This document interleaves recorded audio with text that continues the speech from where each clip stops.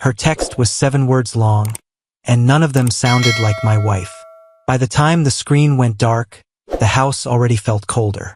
My name is Jake Thompson, Seattle architect, 12 years married to Lauren Thompson. The kind of marriage people call solid because it doesn't make noise. At 4:17 p.m., my phone lit up on my desk. Don't wait until tonight. Late meeting. 7 words. No emoji. No sorry. No love you. Just a notice like I was the building security guard and she was running overtime. I stared at it longer than I should have. Not because it was outrageous. Because it was clean.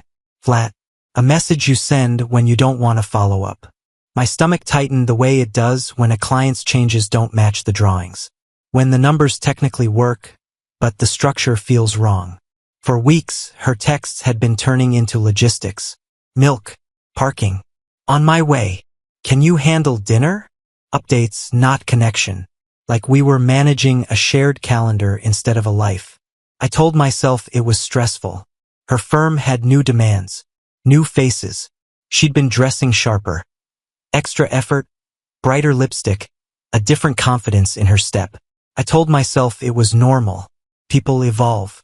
But the warmth went missing. And warmth doesn't just vanish without a reason. I minimized the project files on my monitor and replayed the last 2 months like a security feed.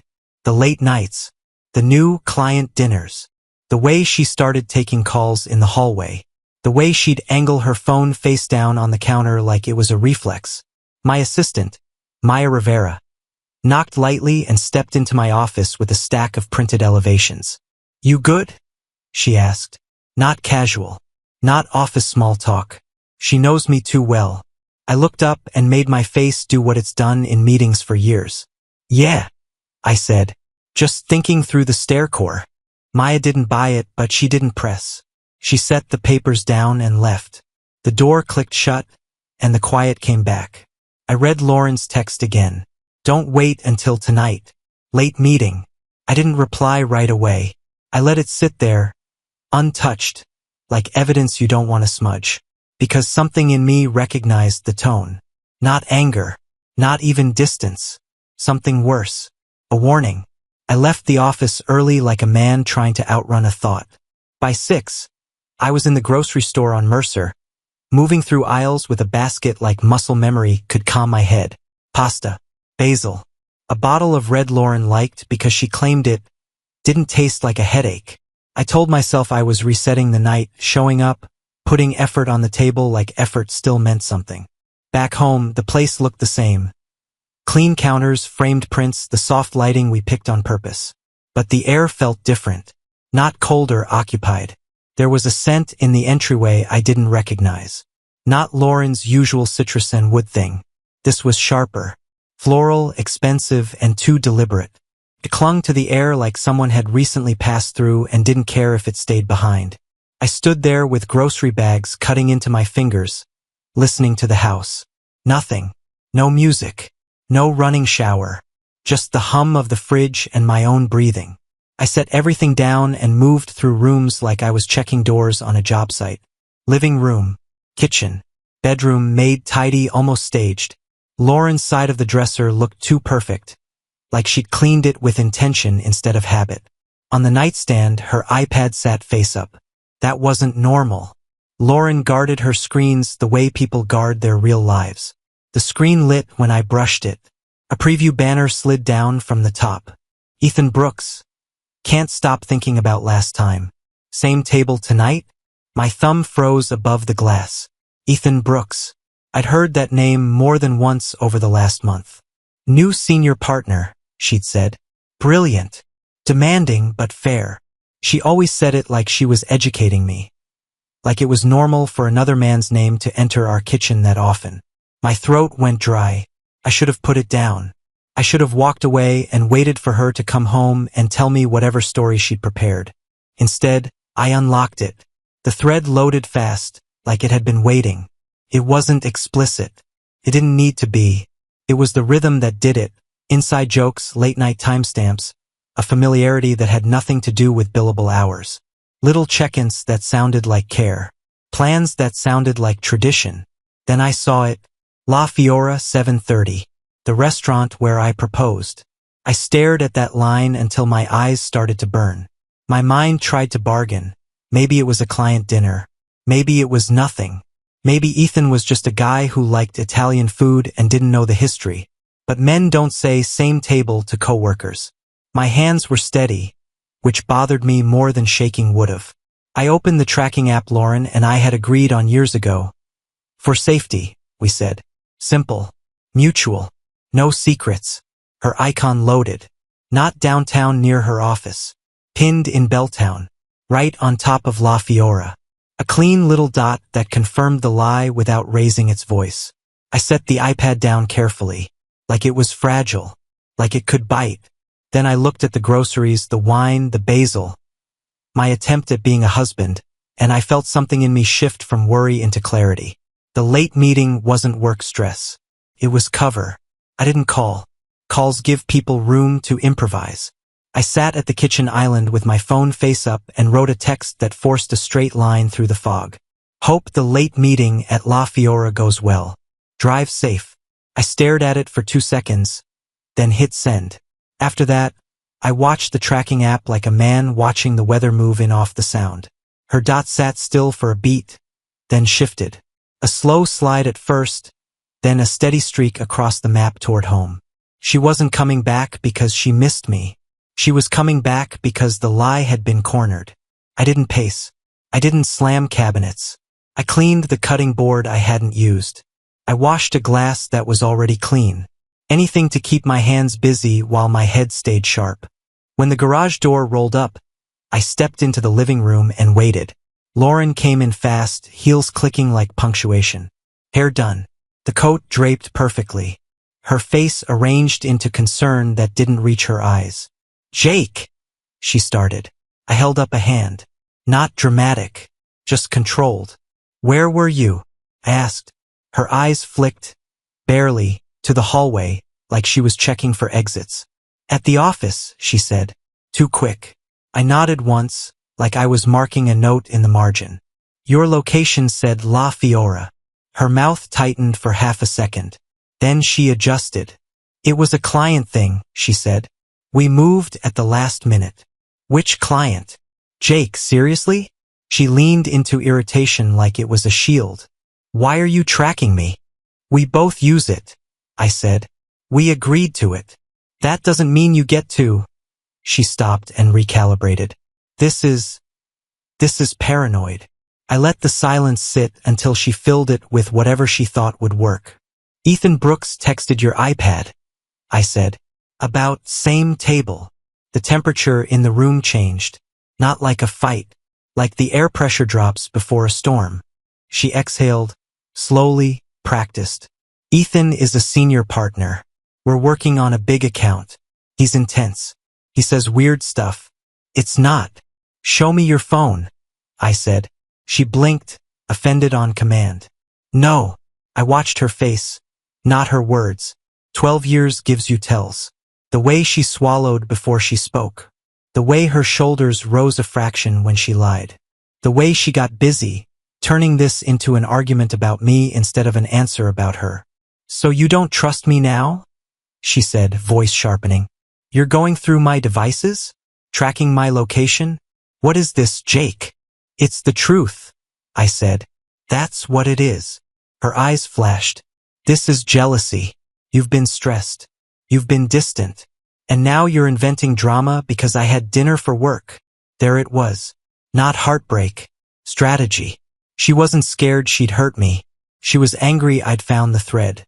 I took a breath through my nose and felt the last soft part of me step back. "I'm not doing this here," I said. "In here?" she repeated, like I'd insulted the house.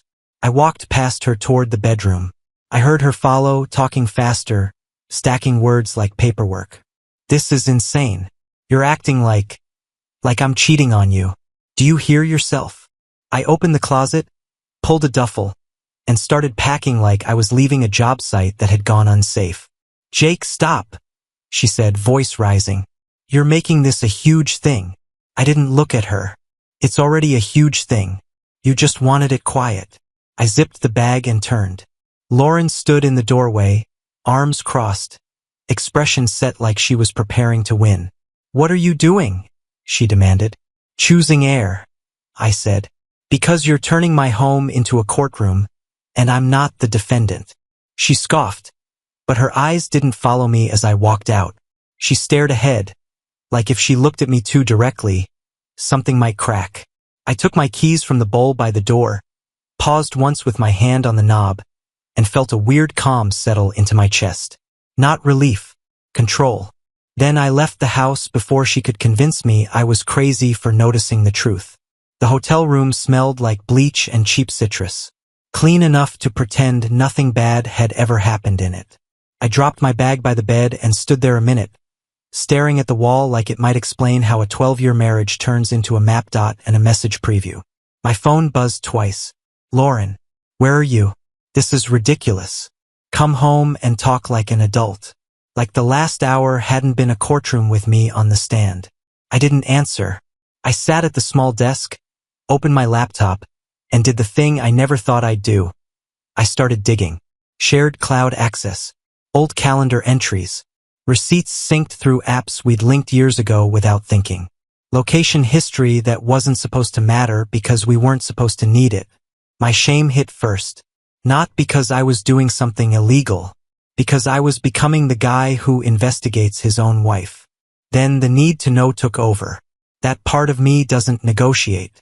It just builds. I created a spreadsheet. Date, time, place, notes, simple columns.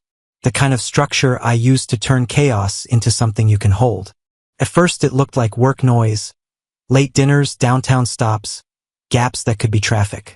Then patterns started showing their teeth. La Fiora kept repeating.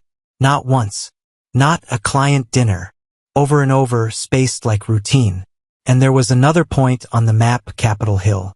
A luxury building address that showed up late. Too late for team drinks. Too consistent for coincidence. I leaned back and stared at the screen until my eyes felt dry. This wasn't suspicious anymore. This was architecture. A design.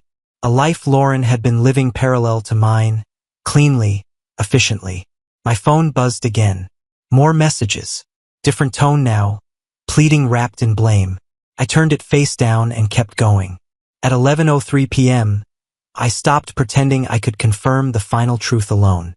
Evidence from apps is one thing. Reality is another. I scrolled to a contact I hadn't used in years. Derek Collins. Old friend. Ex-military. Now a private investigator who didn't waste words and didn't miss details. When he picked up, his voice was calm, like it was any other night. "Thompson." "Derek," I said. "I need you to do a job." A pause. The kind that means he heard the weight behind it. "Tell me what you need." I looked at the spreadsheet again. Dates. Addresses. La Fiora. Capitol Hill. "I need confirmation," I said. The kind that ends denial. Derek met me 2 days later in my office early, before the junior staff arrived, before the city fully woke up. Seattle was gray outside the glass. The kind of morning that makes everything feel honest. He didn't hug me, didn't ask how I was holding up. That's why I called him. He set a folder on the conference table like he was placing down a weapon. "I'm sorry," he said. Simple. Not dramatic. I didn't open it right away. I just looked at it, feeling my chest tighten.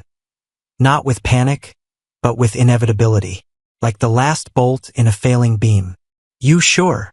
I asked, even though I already knew what his answer would be. Derek's eyes stayed steady. "Yeah." I flipped it open. Photos. Clean angles. Timestamps. Lauren and Ethan arrive at La Fiora together. Not rushing, not awkward, comfortable. Like people who didn't need to pretend. They sat at a familiar table. The same table, apparently. Close enough that their knees brushed. His hand on the small of her back when she stood. Her hand on his forearm like it belonged there. Then the one that turned my stomach into stone. Them outside afterward, tucked into the shadow near the valet stand, kissing like they had nowhere else to be. Not a quick mistake. Not a drunken slip. Practiced intimacy. I stared until the picture stopped looking like a picture and started looking like a funeral program. Derek slid a page across the table. Notes, dates, times, the Capitol Hill address, entry and exit windows, a pattern of late-night stays that matched my spreadsheet like two sheets of tracing paper lined up. "They've been doing this a while," he said. I nodded once, because if I spoke, something sharp might come out. The part that surprised me wasn't the anger. It was how hollow the proof made me feel. Like the evidence didn't explode my world. It quietly removed its foundation. Because I could see it now, plain as concrete. Lauren had been in Ethan's arms. Then in my kitchen. Laughing at something I said. Asking me to take the trash out. Kissing me on the cheek like we were still us. And when I noticed the chill, she didn't come clean. She made me the problem. Derek watched me carefully. "What are you gonna do?" I closed the folder. The sound was soft but final. "I'm going to stop guessing," I said. He nodded. "Good." I stood, walked to the window, and looked down at the street. People moving like their lives made sense. Like truth was something you could count on. Behind me, Derek's voice was low. "You want me to keep watching them?" I thought about Lauren's face the night I left. Her controlled outrage, her careful framing. "No," I said. "I've seen enough. Because once you see it, maybe dies. And what's left isn't confusion. There's a line you can't cross." Lauren's messages changed shape the way storms do. Pressure shifting, wind changing direction. First it was rage. "You violated my privacy. You're acting unstable. This is why we've had problems." Then pleading slipped in, thinner, more careful. "Can we talk without you shutting down? I didn't mean for this to happen." And right when I started to feel the emotional pull, right when the old habits tried to reattach, she pivoted back to control. "I've retained counsel. I won't be bullied." That was the moment something in me locked. Once attorneys enter, the marriage becomes paperwork. Feelings don't disappear, but they stop being useful. I called Brian Sullivan before lunch. Family law attorney, mid-40s, calm voice, the kind of guy who doesn't sell hope, he sells clarity. He answered on the second ring. "Jake, she hired a lawyer," I said. "Okay," Brian replied, like we were discussing a roof leak. "Then we do this correctly." We met that afternoon. His office was clean, understated, no trophy walls, no theatrical confidence. Just files and orders. He asked questions. Direct. No sympathy for fishing. "Do you have kids?" "No." "Shared accounts?" "Yes." "House title?" "Both." "Evidence?" "Yes." I slid Derek's folder across his desk. He didn't react to the photos the way a friend would. He scanned them like they were numbers on a report. "Washington is a no-fault state," Brian said, tapping the folder. "But this can still matter in negotiations. And it matters for you because it ends the argument." He leaned back. "You moved out." "Yes." "Listen carefully," he said. "Moving out can complicate things. It doesn't automatically lose you the house, but it can affect possession and routines. Don't move back in without a plan. And don't get pulled into emotional conversations that turn into texts you regret." I nodded. The advice wasn't romantic. It was survival. "Assets," he continued. "People say they don't care about money. They always care later when reality hits. We protect you now so the future you aren't paying for present you's pride." I left with a checklist. That's what divorce is in the beginning. A list of practical moves while your chest tries to pretend you're not bleeding. That night in my apartment, I spread documents across the kitchen table like I was prepping a case. Bank statements, mortgage info, retirement accounts, screenshots, dates, Derek's notes. My spreadsheet was cleaned up and printed. I labeled folders. I backed up files twice. And somewhere between the second password reset and the last PDF upload, I felt the first real break. Not in me. In the idea that we were still a couple having a rough patch. We weren't. We were two opposing parties now. And I wasn't gonna walk into that fight unarmed. Lauren texted the next morning like she was proposing a truce. "Can we meet? No lawyers. Just us. Please." I didn't say no. I didn't say yes either. I named a crowded coffee shop in South Lake Union, neutral ground, bright lights, witnesses. Not La Fiora. not our places. I wasn't giving her nostalgia to stand on. She showed up 5 minutes early, already seated, hands wrapped around a cup she hadn't touched. Her hair was pulled back tighter than usual. She dressed softer than she had that night. No sharp lines, no power blazer. A costume meant to signal remorse. When I sat down, she looked at me like I was a stranger she still expected to obey. "Thank you for coming," she said. I nodded once. "Talk." Her eyes flicked around the shop, then back to me. "I hate that it got like this." "It got like this because you lied," I said. She flinched, but she didn't argue. "That was new." "I did," she admitted. Her voice was low, controlled. "It happened. No poetry, no tears yet. Just a statement like she was acknowledging a mistake on a form." "When?" I asked. She swallowed. "Months." I stared at her. The word landed heavier than any of Derek's photos. "Don't," I said when she opened her mouth. "Don't soften it. Months means it wasn't an accident." Her face tightened, then loosened again. "It started as work. It became—" She stopped, as if choosing the safest word. "Personal." "Did you end it?" I asked. "Yes," she said fast. Too fast. "Then, after you left, after I realized what I was risking." That answer told me everything she didn't say. She wasn't stopping because it was wrong.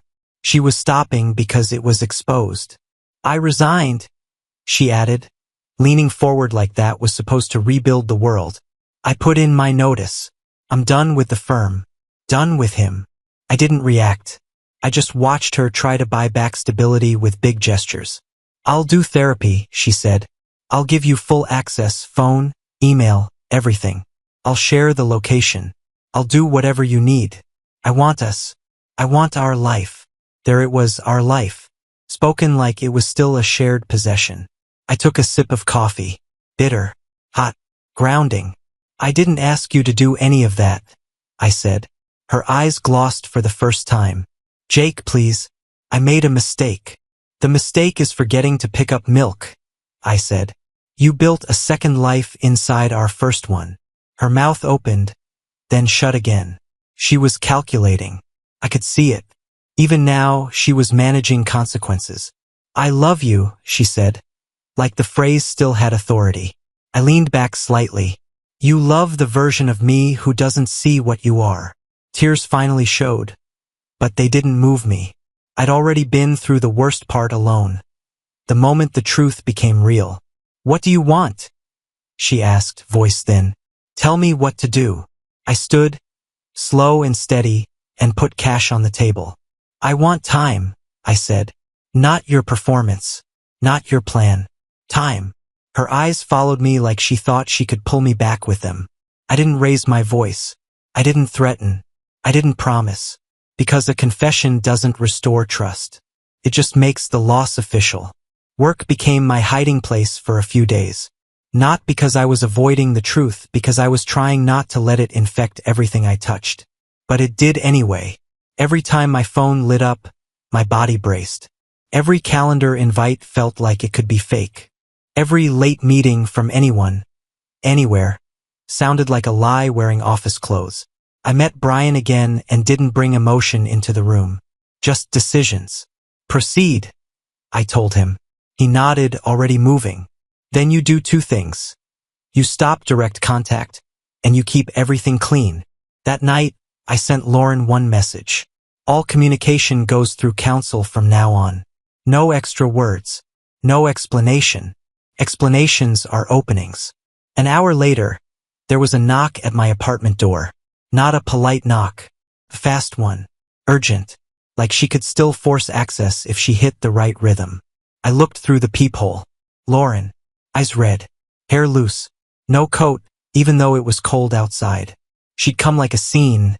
Midnight, messy, emotional. Like she was hoping I'd confuse intensity for love. I opened the door, but I didn't invite her in. "Jake," she said, voice breaking. "Please, don't do this." "You shouldn't be here," I replied. "I had to see you." She stepped forward like proximity could change the outcome. "I ended it. I left the firm. I'll do anything. Just, don't throw us away over months. I cut in. Calm. Over lying. Over you looking me in the face and making me feel crazy. Her shoulders shook. I panicked. No, I said. You managed. She tried to reach for my hand. I didn't move. I didn't flinch either. I just held my position, like a line painted on the floor. I'm sorry, she whispered. I love you. I nodded once, not accepting it, not arguing with it. Just acknowledging she'd said it. Lauren, I said, you ended us when you chose the affair.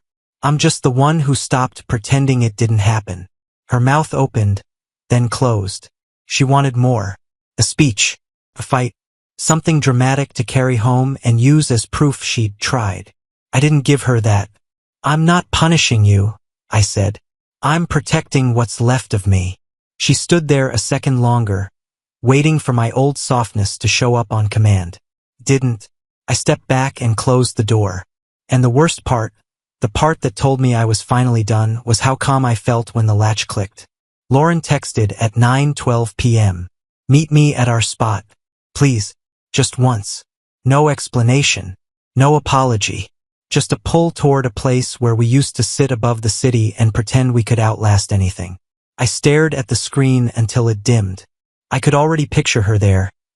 Eyes wet, voice soft, using the skyline like a prop. I've seen the pattern enough times now. Emotion when it served her. Control when it didn't. I didn't go. I put my phone face down and opened my laptop like work could bleach my head. I reviewed drawings for a mixed-use project in Fremont, answered 2 emails I didn't care about, and pretended my life was still something that could be managed with clean lines and deadlines. It wasn't. Every few minutes my mind drifted back to that text. Not because I missed her, because part of me wanted the last word. The final line. The moment where I stood there calm and hard and made the ending make sense. That's the lie men tell themselves. Closure is something you win. At 11:46 p.m., my phone rang. Derek. I answered immediately. Yeah. His voice was lower than usual, stripped of his normal bluntness. Jake, you need to sit down.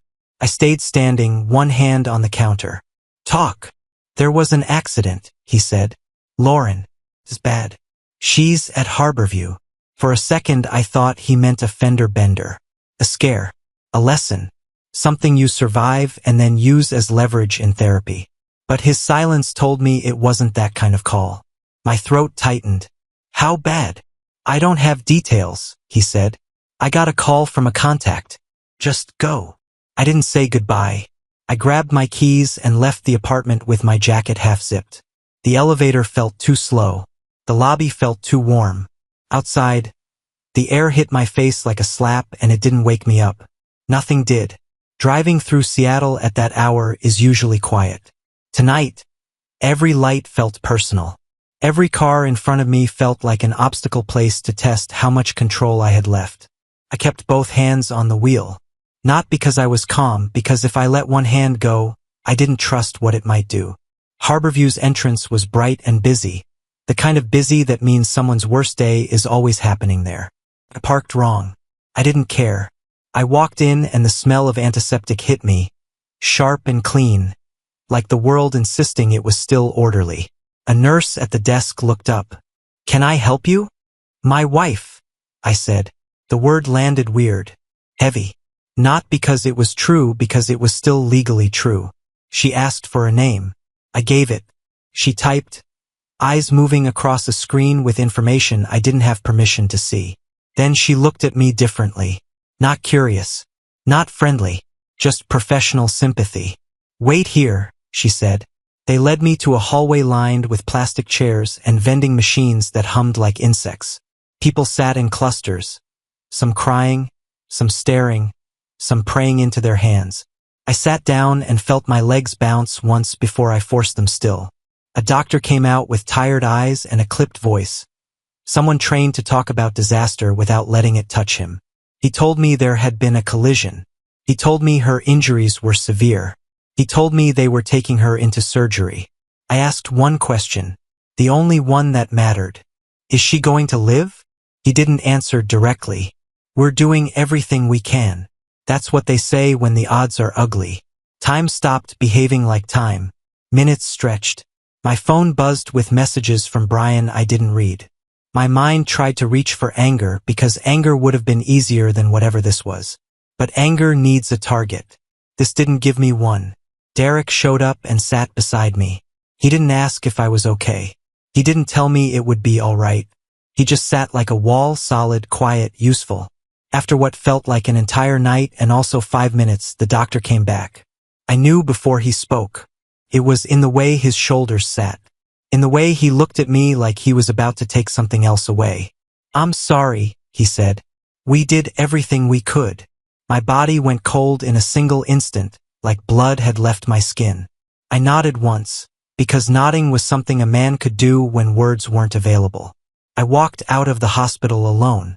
The sky over Seattle was turning that early gray, the color of unfinished concrete. The city looked the same. Cars still moved. Lights still changed.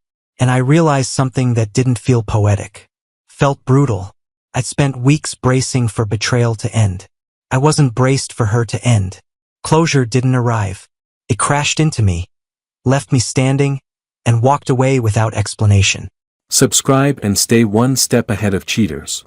And trust me, the next story makes this one look like a fairy tale.